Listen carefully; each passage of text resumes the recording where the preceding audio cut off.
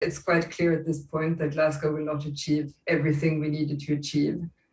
That said, it's really important that enough progress is made and that we do build confidence around the direction of travel. So to date, 118 governments plus the EU27 have submitted their second emission reduction targets. But when put together, as you say, these are not ambitious enough at all to put us on track for the Paris goals. So it will be really important that governments at COP26 work out a plan for how to accelerate ambition and action in the early 2020s to make sure that we don't let the 1.5 degree target slip out of reach.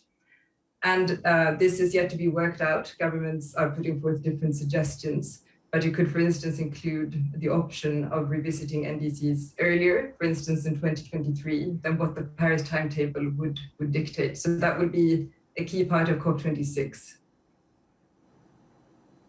So, Anna, let me ask you, how much realistically can COP26 achieve, even if it's a much bigger, more ambitious deal at the end of the day, when Xi Jinping is not around? He's skipping COP26 just as he skipped the G20, right? And obviously China is the world's #1 emitter of greenhouse gases. But by his lack of presence, I mean, can the rest of the world do it alone without China?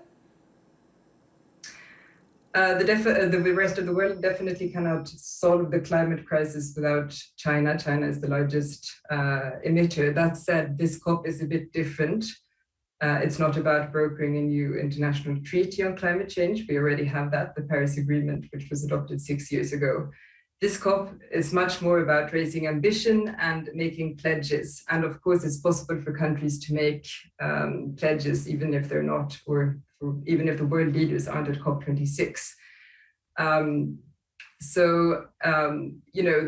Of course, it would be great if as many leaders as possible were present in Glasgow.